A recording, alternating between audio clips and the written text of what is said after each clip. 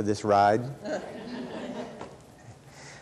In all seriousness, my name is Mark Ruest, and I am a physical education teacher at the Deerfield Community School in Deerfield, New Hampshire. Probably didn't see that one coming. To my left is our tech coordinator, Deb Bovair, and she is the one that kind of asked me to come in and be part of the conference this year.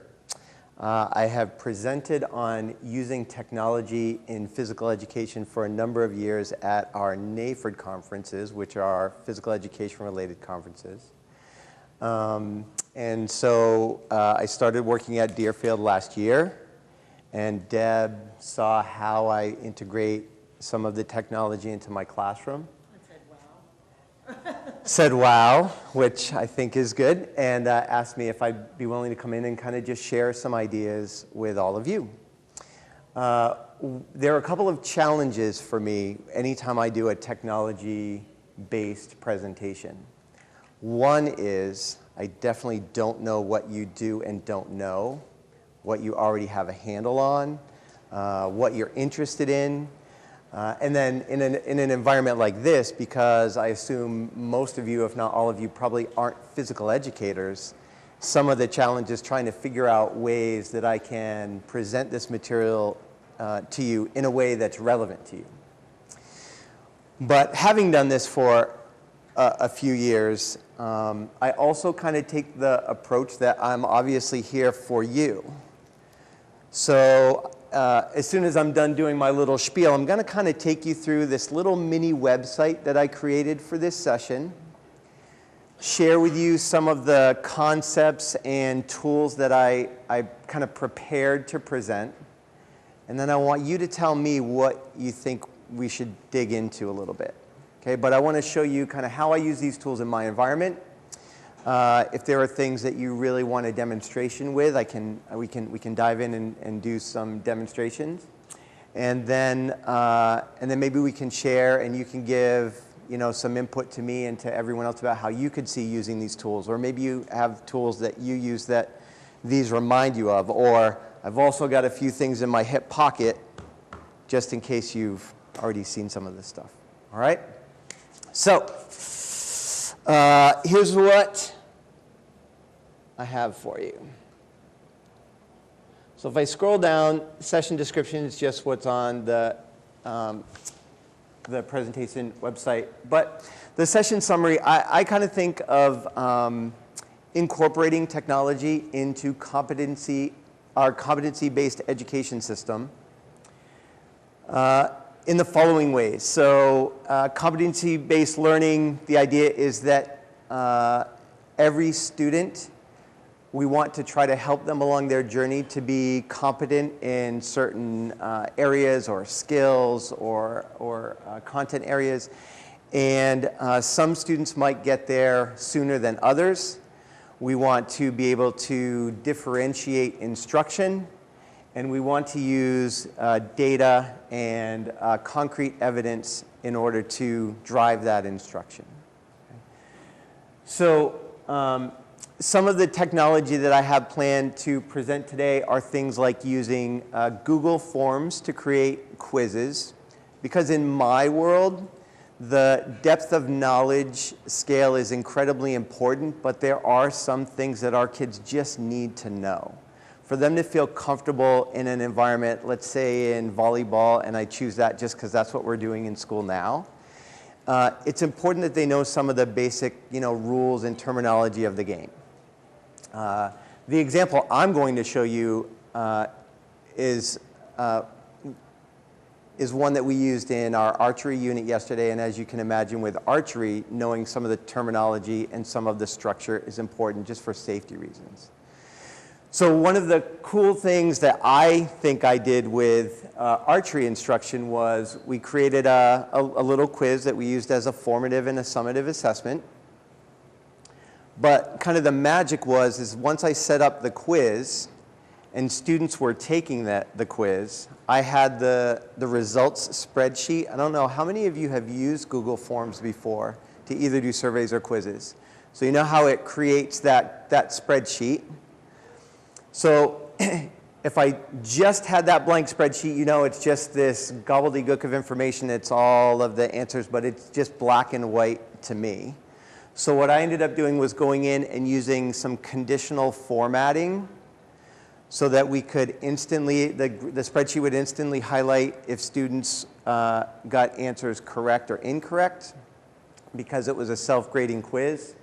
And I was also able to put in calculations so it would tell me if that student would be considered competent or not.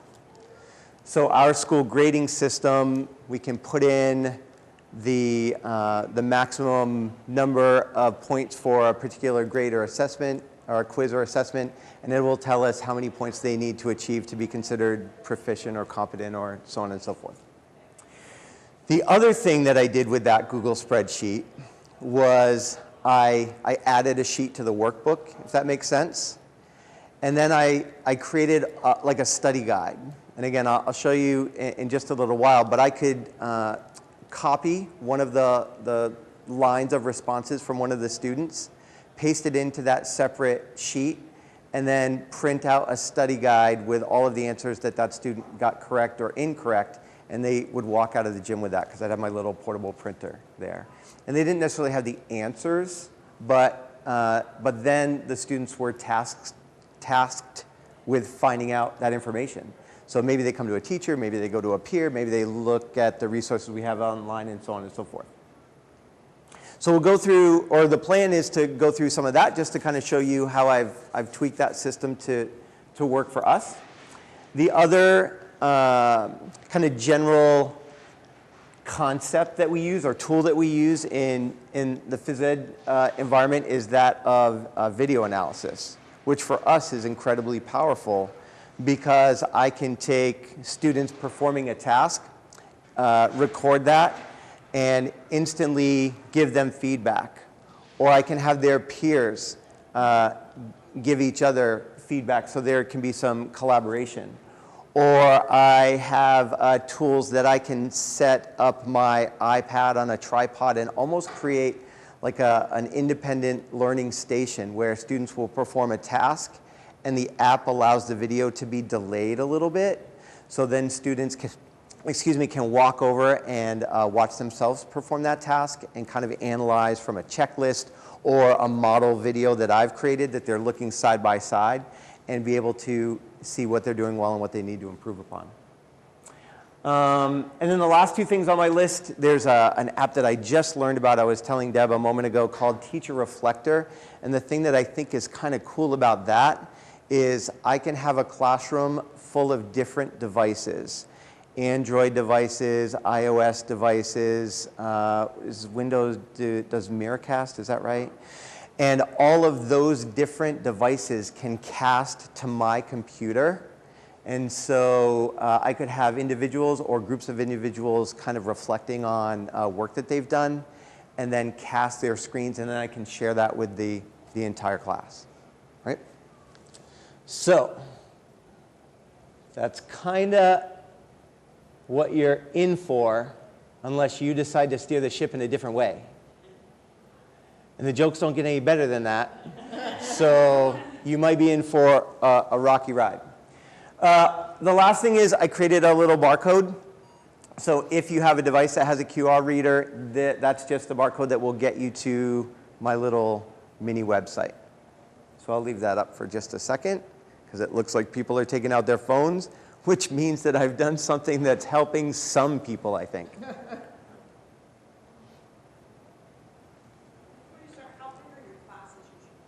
It's a good question. So I'm in an environment where I do an awful lot of team teaching, especially with our middle school students. So we have a K-8 school, actually preschool, but I don't get to see our little preschoolers. K-8 school, especially our middle schoolers, I team teach with another phys ed teacher, and we will have classes of around 40 students to 50 students if we combine all of them together. Fortunately, we have an environment where we can kind of sign out carts of Chromebooks. And so when it comes to doing these types of assessments, the students will be able to either use their own devices that they brought into school or the Chromebooks to get into their account. Usually we've had them join our phys ed Google Classroom, and obviously that's how they get access to the assignments, and that seemed to work out pretty well for us. But I'll show you some pictures of our gym as well, because the other thing that I think is been very beneficial to us is I have one of those stereotypical gyms that you have the main gym area, and then along the side there's a stage area. So what I've done is I purchased rear projection screen material. So every day that I want to use some of this technology, I'll set up this huge rear projection screen. The projector will be up on the stage, and in a phys ed environment, that means that the projector is probably not going to get hit by a ball, which works out pretty well. And then also, it's a large enough space that students from all over the gym can see what we're doing. Then do they go to the computers kind of like in station, as a station or a group? Like, obviously not going to have computers. Yeah, so it depends. If we're doing this archery summative quiz, then chances are that we're going to have every kid on some device all at once taking that quiz. Yeah, and when we use this as a formative type assessment, I remember one day I took students out in the hallway that still needed to work on understanding this information. They would take the quiz, they would submit it, I would take a look at it. If they did well enough, then they could go into the gym and work with my partner on the next piece of the curriculum. And those students that needed a little help, I could see exactly what they understood and what they didn't understand. So I could give them a little help, or I knew that there were other students that they could go to and get a little help, and then they would take the quiz again. Or sometimes it was just as simple as just giving me a little feedback, and it's like, okay, we've got that sorted out. Okay, go ahead and join the rest of the group.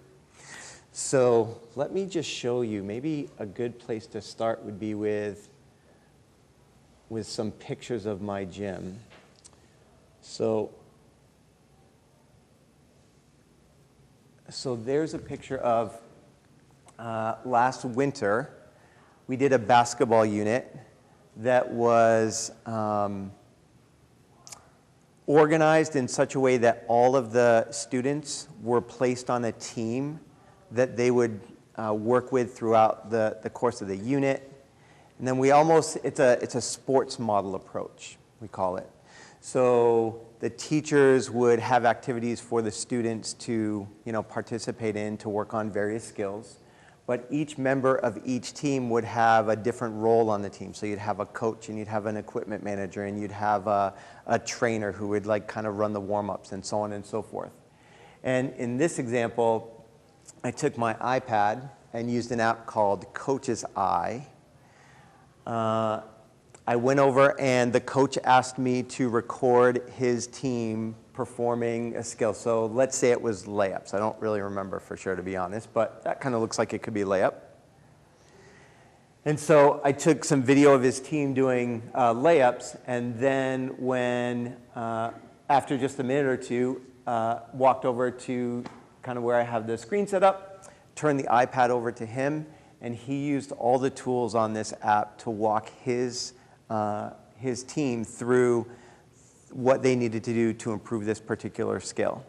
And so they were able to kind of work that out, and then obviously I, as the teacher, am kind of sitting on the outside, making sure that they're getting good information, but really it was all kind of driven by them.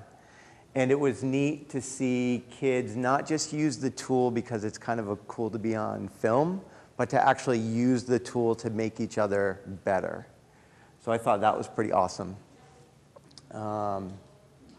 So here's why I wanted to go to this particular screen in relation to your question. So I said when kids are actually taking quizzes, we might have all the devices out at once. But another video app that I use, the one that I described, where students can perform an action, the video is delayed, and then they can go watch themselves, that we would probably create as a station. So it might be a little difficult for all of you to see in this picture, but right here, I have a tripod, And I have one of those special cases that I can put my iPad in a case and mount it to the tripod. The iPad is running BAM video delay. BAM stands for bust a move. Not my creation, but it's really cool because what you see in this picture is students would perform a throwing action, and these are second grade students. They'd perform a throwing action where the camera could pick up 2 or 3 or 4 of them all at the same time. Then the students would come over to the video, and last year I set up 2 projectors, and I used shower curtain material to create 2 small rear projection screens. And I just hung them up between some cones that we had. And on one of those projection screens is literally a picture of me doing a model overhand throw in slow motion that was just on a loop. The other projector is obviously showing the student, and then the whiteboard that you see here are all the critical elements of an overhand throw, right? Turning sideways, hand back and up, and all of those types of things. So when I wasn't taking pictures to archive what I was doing, so I could make my tech coordinator proud, I would hang out over by the screens, and I would ask the students to tell me, so what did you think? What does your body look like? How is it the same as mine? How is it different than mine? And again, it was really neat to see every time they came back really wanting to improve and try to make their body look just like mine, which was awesome. So this is just an example of kind of setting up in a station scenario, and then there are other students doing other things throughout the gym. And then every few minutes we would rotate different students through. The other thing that's kind of neat about that particular app is that you can actually archive the video after it's all done. So I can have an artifact, like whether it's for a student portfolio or for me, my SLO this year is the overhand throw with second graders, obviously different students than these, but I've already started collecting video artifacts so that I can go into my administrator and say, okay, here's what they looked like before, here's what they looked like in the middle, here's what they looked like at the end, and here were my learning objectives, and here's how we break it down. So I have all of that information in a very concrete, visually dynamic way, which is very important in my particular realm. I don't know about all of you, and I don't say that sarcastically, right? My wife is a classroom teacher, and so I try to collaborate with her a little bit in terms of having examples that might fit your particular needs. And like with this particular app, I think about maybe science projects, or if you were in the keynote talk just a little while ago, the video of the son and his soapbox derby car was going off. Like I could totally see setting up my camera, having a student try their car and go, oh, that didn't work the way I wanted. All right, let me go tweak it, and then come back and try it again. Oh, that's a little bit straighter, but it's not quite what I want, or whatever. So they could kind of go back through. So those like science project things, or I could see like if we're doing something with, basic elements of force where maybe we're having them build little catapults or whatever and seeing how far they go or how straight they go, or, just some kind of little repetitive piece there. I think an app like this might fit in. What about all of you? Yeah, I was just going to ask. I'm thinking even language arts, any kind of presentation that they have to do. Yeah. At my school, we do with the 5th grade a newscast project. And I'm thinking something like this would be great if they could then sit with their team, because we have them doing rehearsal the week before we tape it. And if they could sit and do that, I think that would be awesome. The delayed videos, so not only do they get feedback, but they can see themselves what they look like. I think that was great. Yeah. Does anybody have any other ideas about how you might use this in your environment? Reading fluency. Yeah. Just record yourself reading a passage and then listening to yourself so you get a sense of your cadence and your grade. Yeah. Anyone else? Like those are really good ideas. All right, so now that I've kind of, walked you through a couple of my ideas, what are you most interested in? Do you want to see some of the video stuff? Do you want me to show you the Google form that I put together? I should probably back up and kind of show you that, shouldn't I? All right, so let me go into my drive and see, now there's a part of me that's used to doing this wirelessly because I have an Apple TV, so I can roam all over my gym. So doing this while I'm tethered in feels a little weird, and sitting down feels a little weird. But basically, I know many of you said that you've used Google Forms to create a quiz. Obviously not going to take you through all of the questions that we have for this particular quiz, but if you scroll down, the top is just kind of a typical header. So when students fill all that information out and it goes into the spreadsheet, I can sort out all that data the way I need to. Okay. The questions at the top, I've set as required information. If I scroll down to one of the questions, because this is a self-grading quiz, I'm able to click on the answer key. I'm able to assign this question a point value, and I'm able to select the correct answer that we're looking for. Okay. And Deb, can you think of anything else that? The feedback. Yeah, so. Do you give the feedback through the form? So, yeah, so that's a good question. So if I go into the settings and I go to the quizzes tab, then I can select a couple of options that we definitely use that make this helpful.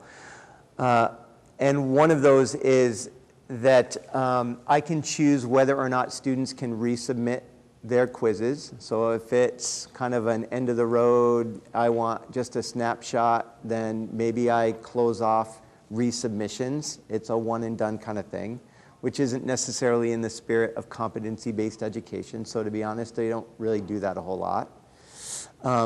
The other thing is when students submit their quiz, I can choose to either let them see their answers or not.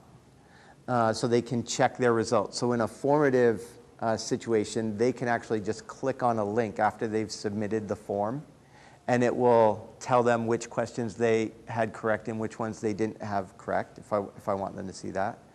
And then, so they kind of get that immediate feedback. But then if I open up the results sheet, so if I go to responses at the top, and I know it says 0 responses because this is a fake, right? I'm experienced enough to know that I shouldn't have little Jimmy Johnson's test scores up here. But here's what I've done. I have little Jimmy Johnson's test scores up here. Except Jimmy Johnson is now Adrian Adams and Broderick Brown and Cora Cooper. I spent a lot of time trying to figure out all those alliterations, especially when you get down to the Y's and the X's. Oh my goodness. All right. So here's kind of the cool part for me. So in real life, students would submit their quiz results. It would automatically populate in here. But you can see that if I scroll to the right, I can see automatically which students got these answers correct or incorrect. And if I sort by that question, it almost creates like a stacked bar chart. So I can see how many of my students got it right and how many got it, well, they don't have it right yet. Let's put it that way, okay? The other thing that you can see is created this column where, again, because it's a self-grading quiz, the data automatically comes in, how many points the student earned, in relation to how many points the quiz offered. And I was able to use conditional formatting to color code. So for me, and it's a little hard to see on that screen, but on my computer, that cell that's highlighted is a green cell. This cell that's highlighted is a blue cell. So I have yellow cells. I have one red cell. Ursula has a lot of work to do. I'm not gonna lie. But anybody in that blue and green range were either competent or showed advanced competency in some way, shape, or form. So now, poor Ursula, she needs some help. So I'm going to just click on the row number. I don't know what the official name for that part of the spreadsheet is, I guess. And I'm just going to copy it. And then I'm going to select the next worksheet in my workbook that I created. And this is the study guide. And, oh, I've already got Cora Cooper in there because Cora is yellow, so she's not quite competent, so she needs a little help as well. But what I can do is just select and paste in Ursula's results. And now this study guide should change. It did. Oh, thank God. So it should change. And here's this study guide that now what I can do is highlight all of the cells that are a part of this sheet. And I can tell it to print. And I can tell it to print. See how it's like a mess, right? I have the whole header part, and like part of my study guide is off because it's going to print the current sheet. But if I come up here and I select just print the selected cells, then it smooths it out a little. And now if I go to next, and if I were to only print the first page, then that would be Ursula's study guide. And all of the answers that are not highlighted in red are ones that she got right, and we assume that she knows the information on, and anything in red is information she's got to go do a little work finding out, either from me, like I said, my colleague, or her peers, or online resources. Could be from anywhere. Doesn't matter to me, as long as eventually you figure this out. That might sound a little more harsh than I meant it to. Okay. So do you have any questions about what I've shown you so far? When does she, what happens with her? Or with typical kids? Or So typically what would have happened with Ursula on this day is, again, we have kind of some high-tech tools for them, and I have low-tech tools for them. So another thing that we had done was we took a bunch of those like little foldable cubes that you get like at Target or Bed Bath & Beyond or whatever. So they fold flat when I don't need them, and I can open them up and have a bunch of bins when I do need them. And I would have a lot of study information that related to the elements on this quiz in a bunch of those buckets. So Ursula could then choose what she wanted to do, how she was going to get that information, and depending on how much time we had for that class, she might retake that quiz on that day. It might be as simple as, oh, I totally forgot that, or I've got to go study the 11 safety steps a little bit more carefully so I know what you're looking for. But because this quiz is online in her Google Classroom, she could also do it at home that night or over the weekend or any time and resubmit it. And then she would just let me know, or maybe we have it set up as an assignment so Google Classroom might let me know that she's resubmitted that quiz. And it's not, we don't have a situation, or we don't create a situation in our school where if they struggle with this, they don't get to shoot at all. It all kind of depends on the dynamics, right? If they don't have the information to be safe, then they're not going to have a bow and arrow. But if they just don't understand some of the concepts that don't relate to that, then we kind of work on this while we're working on their physical technique as well. Okay. How many of you have done like conditional formatting before on a spreadsheet? Have some of you done this? All right, so let me go back to this spreadsheet, and I'll open up that panel, and I'll kind of show you what it looks like. So if I select just this first cell that's colored, I go into Format, I go under Conditional Formatting, I kind of get this sheet on the right-hand side, or this column on the right-hand side that lets me create a number of rules. And based on whether or not the spreadsheet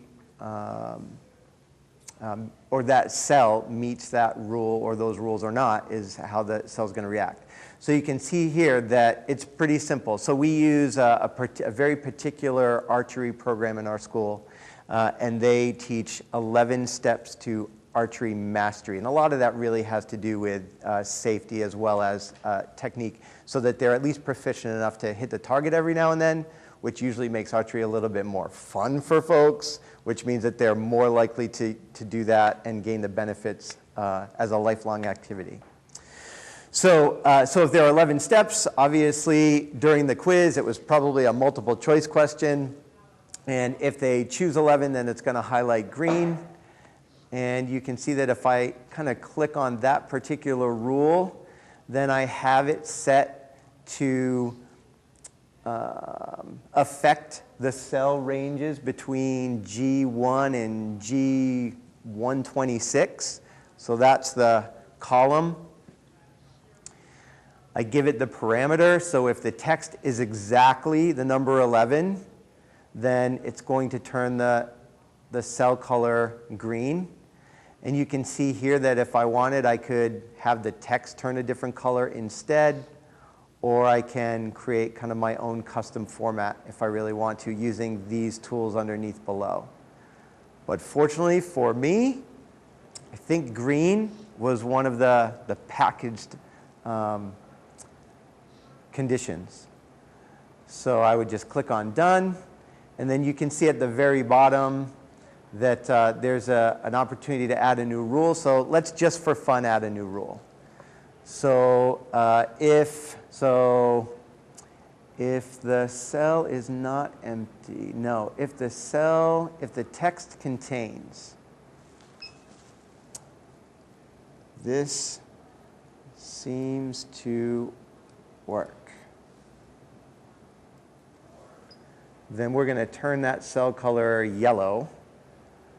Done. So now I have another condition in here, and now if I come back to this cell and I add that text in, oh, didn't seem to work. Oh, because I didn't finish the new rule. Did you catch that? Did you see what I did? I thought it actually was because different, Okay. you're a different cell line. Oh, that's it. It was a different cell because I was only doing that one. All right, so I'm in cell G3. Everybody remember, I'm in cell G3. This seems to work. Default, done. I think you're right, Deb. Now if I go in here, this seems to work. Come on, baby. What? I think it's because your ink is overwriting it. Text is not contained. Oh, you're right. So the Because order. one is- I'm so glad you're here. So I'm trying to think, is there a way, is there, useful. I use this for a lot. is there a way to change the order, or do I have to? Drag them.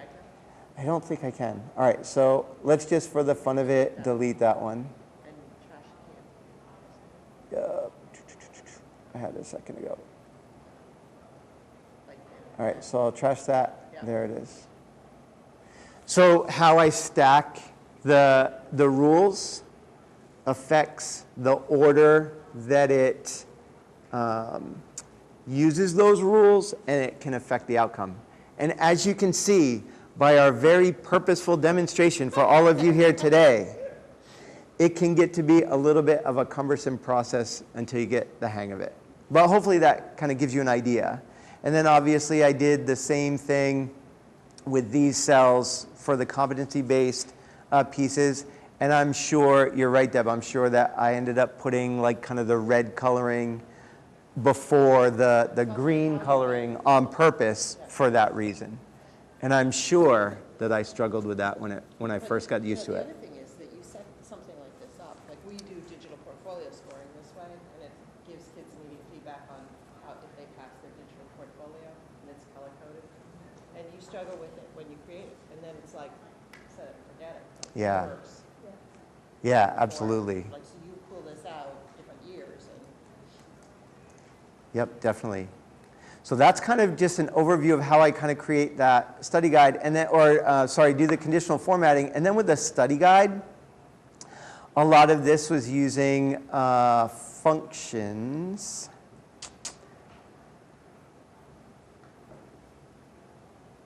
Well, no, I take that back. With this, it was a lot of color coding. But what I was able to do, let's see, if I pull up here's what I think is going to happen, because I haven't been into this spreadsheet for a little while. I think this cell, actually, let's use one a little further up on the study guide. So let's take this cell right here. Number 2, what is bow weight? I think when I open up that conditional formatting, it's going to rely on the answer that's placed in that cell, because that's where her actual answer comes in, to decide whether to shade that or not. Also a formula in that cell. Let's find out. Oh, format, conditional formatting.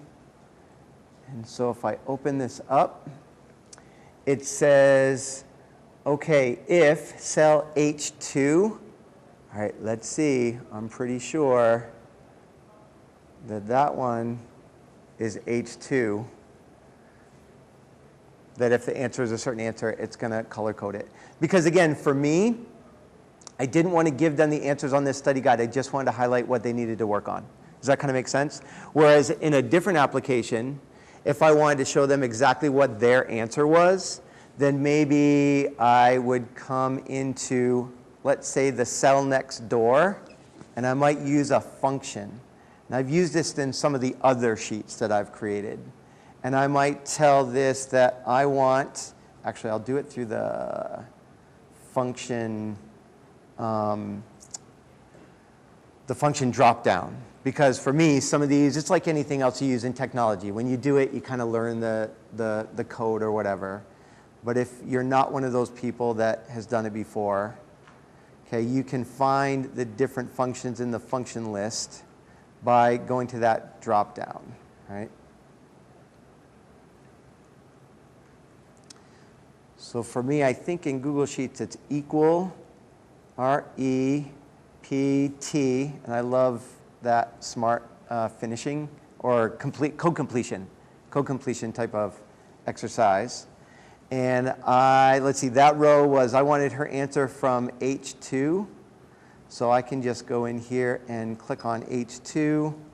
I think to finish this, I have to tell it how many times I want the answer to repeat. So I only want to repeat once, and click on it.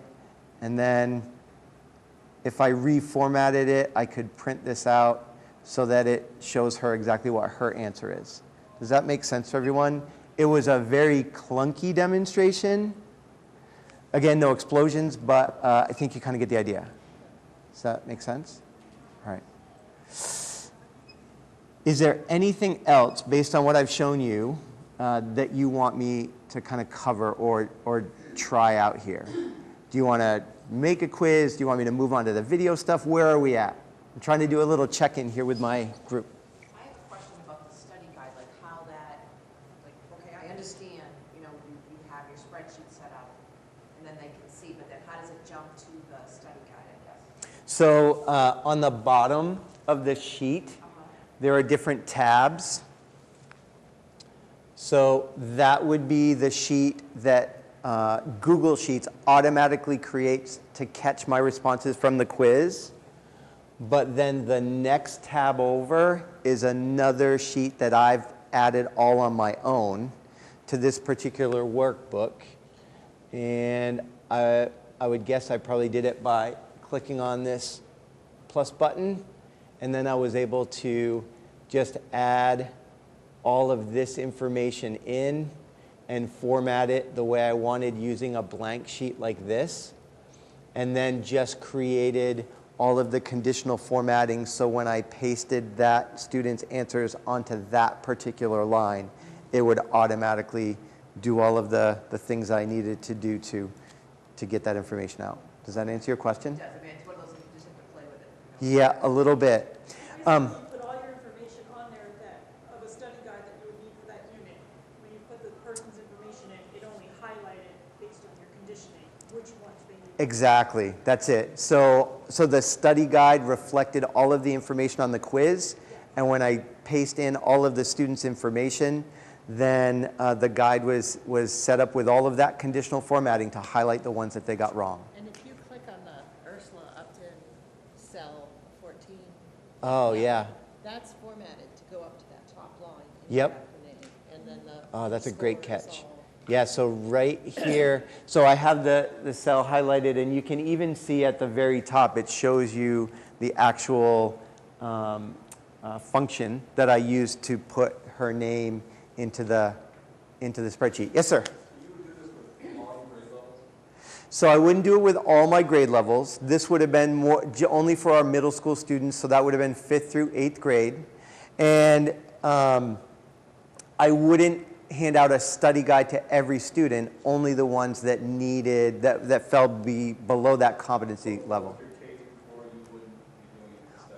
I wouldn't be doing this study guide and things like that for my kids. They are working on a whole different piece. But the younger kids will use some of these video tools to kind of do a little video and then show them on the big screen kind of what they look like or things of that nature. So it's more directly teacher driven, I think, for the younger kids.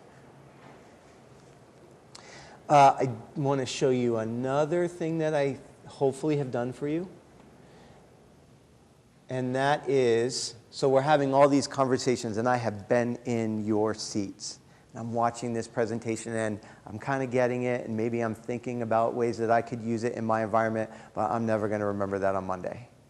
So if you go to this website that I've created and you go to the Google Quiz tab, then what I've done is I tried to find some pretty short videos that other people did, but go through some of these processes. So if you've never used Google Forms or you haven't set up as a quiz, you could literally watch that video. And then here are just a couple of examples to remind you what my spreadsheet looked like. So you could open those up. And then here's a video on conditional formatting and basic functions and how to use some of those tools, how to insert images, because you could see that I had a picture of one of the bows that we use, because for our kids, it's important for them to understand some of those pieces. So when I say, hey, knock your arrow below the knock indicator, the kid's not going, what are you talking about? Or listen, don't load the arrow onto your cable. You've got to load on your bowstring.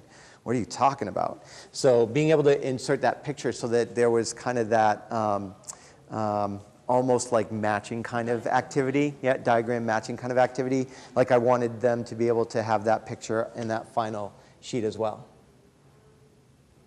So that's what I have for that particular tab. Any questions, comments, anything else that you want to do with Google Forms or Sheets, or are we ready to move on to the next act in our play? Move on. All right. So the next tool, or the next set of tools, are those video feedback tools. And I was showing you the pictures before from a basketball standpoint, and here's an example of immediate peer assessment or evaluation. This was some video that I took of some of my 7th and 8th grade students just yesterday, I think, or 2 days ago.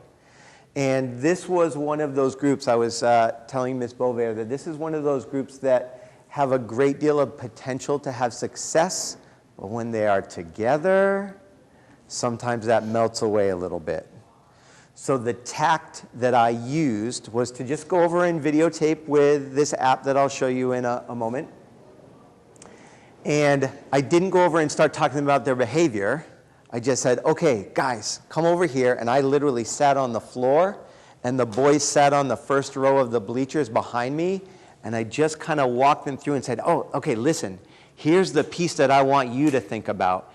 And like right now, I think you should be able to do this, but I don't know if you're really trying to be careful with your body to do it. It doesn't really look like you're being careful to do this. But it's like kind of came at it from that like teaching piece. And the more I talked to the next kid and the next kid and the next kid, and the more they watched themselves, the more they started to think like, oh yeah, actually that makes a lot of sense. And yeah, I can definitely do that. And then after we were done with the videotaping, I stayed there and kept giving them a little bit of information, and then waited for that moment where one of them did it just right, and then, you know, praised them, and that kind of got them back on track. So, so there's kind of an example of that. And then here's an example with some of my younger students doing rope jumping. I think these students were probably 3rd graders last year, and we were introducing them to double dutch. And as you can imagine, especially if you've tried double dutch yourself, one of the toughest parts of that is getting in. And so you can see in this particular picture, the mouth made by the ropes is wide open. That's when we want to jump in, just as that rope, just as that mouth is opening up. So there are visual cues that I can teach the kids. So when the rope that's coming down in front of me gets about even with my nose, that's when I'm going to take a step in and jump to get in the middle and start jumping. And with this video technology, I can scrub back and forth to show them, see how the rope's in front of your nose? And now, it's down on the floor and you're ready to jump in. So let me show you a couple of live, hopefully, some live. Oh, I don't need that. I actually need the AppUp. So I'm using an iPad, but this particular app will also run on an iPhone. I think they have an Android version as well. And I use both. Sometimes this works out pretty well because I keep my plan book and my grade book and all this stuff here, so I can be doing all that assessment stuff. But sometimes it's a little clunky, so sometimes it's easier to just pull it out of my pocket. But the thing that's kind of neat about having the iPad is that I can share that right away. But if I'm pulling out my phone, I still got one of those smaller phones. So it's a little bit harder for the kids to see. So I think I'm actually going to show you one of the other apps that I have listed on that website in order to show you the app that we're talking about. So it's like double bang for your buck. So this is called Reflector Teacher. It's put out by a company called Air Squirrels. Again, I didn't name the company. And the way this works is, as I think I was mentioning when we first started the conversation, like I can take devices that are Android or Windows-based or iOS, and I should be able to cast to my computer just like I would cast to an Apple TV. So let's see if I can do it. So I've just gone into the screen mirroring portion, and it's looking, but it's not coming up just yet. Now, I'm telling you right now that I did this at home with my children on all of their devices that they bring home from school, and it worked great. So this is going to be, if it doesn't work, it's going to be like the curse of the conference. Oh, I wonder if, and I'm not sure I'm going to be able to sort this out. Are you on the same? That's what I was just going to say. I wonder if I have to be on the same Wi-Fi network. Because you do with Apple TV. All right, so now here's the quasi-problem, is that they put me on the presenter Wi-Fi, and I'll bet that that's probably password protected. All right, so let's do this. Here's how we're going to solve the problem. Hey, this is all a big part of technology, right? Is that something's not going to work, and you've got to figure out how to fix it. So I'm going to switch to the regular conference on both of my devices. I'm going to pray to the technology god. I'll just be over here lighting some votive candles. If you grew up as a Catholic, you know what I mean by that. And now, all right. Admin's MacBook Pro, that shouldn't be me. PHS Teacher, that shouldn't be me. I should be Mark Ruest's computer.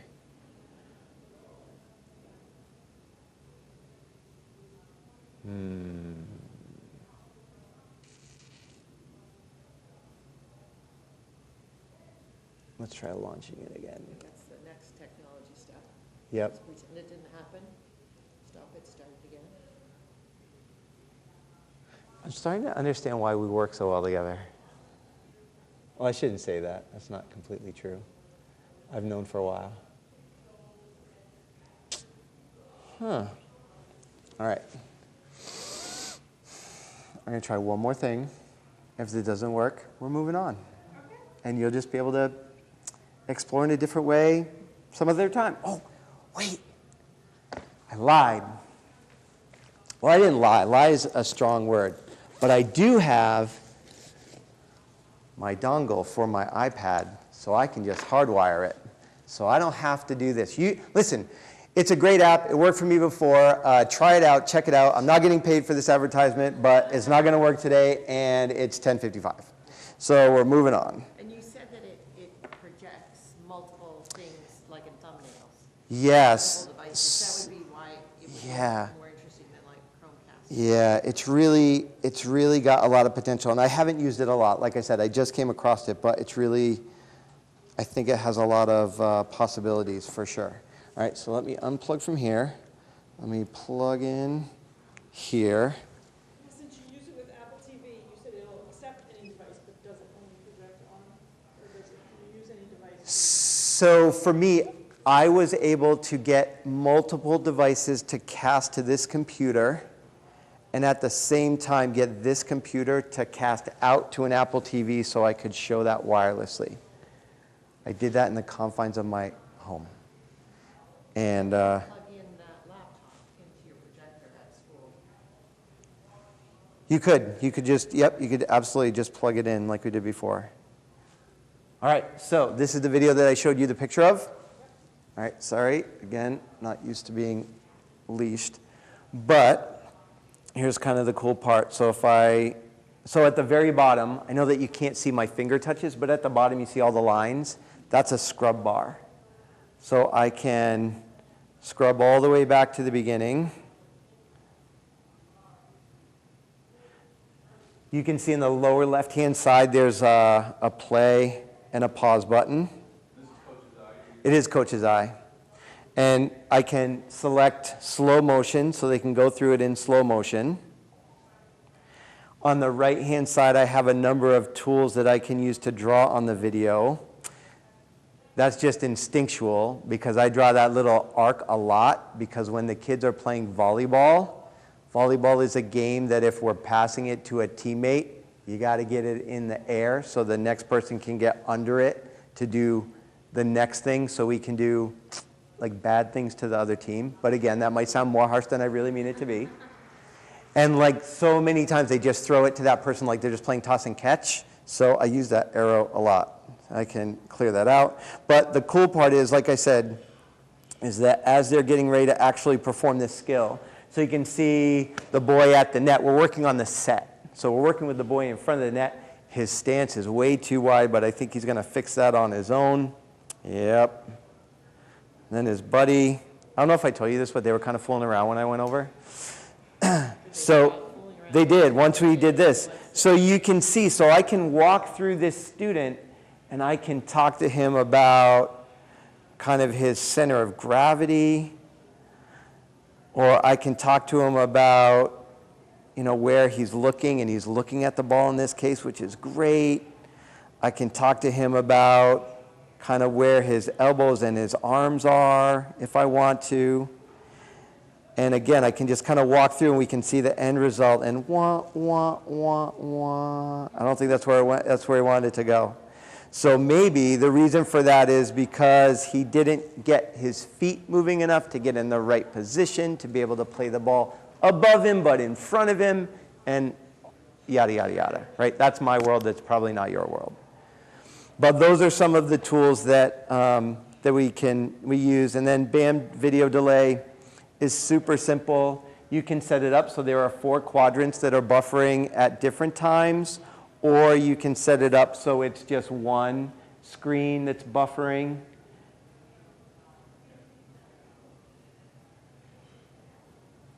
And then it'll start showing the video, and if I turn it, it's just going to wait a few seconds. So again, like you can imagine somebody doing a motion and then coming over to the screen, and then by the time they get over here, they should only have to wait a second or two, Oh, it's like the fastest hand ever. You kind of get the idea. All right. So those were the things that I had planned to share with you. Do you have any questions about any of this, or do you have any ideas about how you might use that, or are you done with me?